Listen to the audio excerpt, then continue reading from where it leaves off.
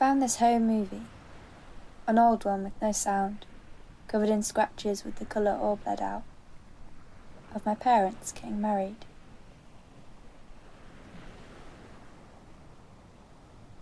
I don't remember my parents loving each other. Well, only once. We were on holiday. I'm not sure where.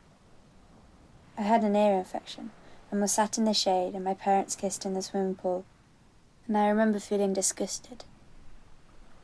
But now I feel a warmth when I recall this moment. Many things are missing from my memory. My childhood is a blur, stripped down to its bare essentials. Playing with toy dinosaurs under the large tree in the garden, silent family meals, my grandmother flying over from Ireland and surprising me on my 5th birthday, fighting with my brother, moving from one house into 2. My parents had a cat they named after a brand of crisps they liked when they were young. She was very old when she died, just after my parents got a divorce. The metaphor speaks for itself. In the wedding video, my parents love each other. I am in my mother's belly and my father kisses my mother. You can see my mother is embarrassed and happy that he is kissing her. I had forgotten that my parents loved each other.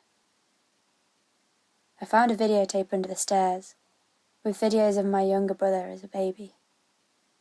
I'd forgotten my first memory until I saw it again as a teenager, watching him press his face against the side of the playpen. Up until that point, my earliest memory was of walking down a long, dusty road with a white house at the end. Trees hung over the road. It seemed to be miles long, but I presume that it was childhood's sense of scale warping reality. When I asked my father, he told me it must have been from the holiday we went on when I was 4. There seems to be a lot of videos of animals in 2s, birds and horses, dogs looking into the camera. I wonder what they make of all this, of the collection and recollection of the past. They probably think it's all very silly, thinking in the past, looking back. We aren't going in that direction. I imagine my cat saying to me, "Do dogs think of the times they've enjoyed?" They will sit and wait for their owner to come home for hours on end. They'll wait with eager anticipation for a stick to be thrown or a meal to be provided. Do they think back to their favourite food? I heard recently that 80% of information that we remember is negative. This is our animal instinct, so that we learn from bad experiences and avoid allowing them to happen in the future. So what happens to all the good experiences? Why don't we learn how to replicate them instead? By this point, I honestly don't know if I remember my brother in the playpen or remember the video.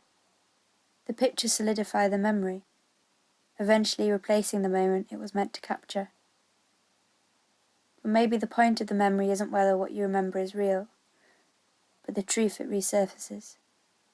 A dog doesn't think of past events and wonder whether they loved their owner, but they do trust the people that show them love. Do humans forget themselves because they swim in the present, or because they drown in their past? I don't know. Anyway, it seems to evaporate over time anyhow.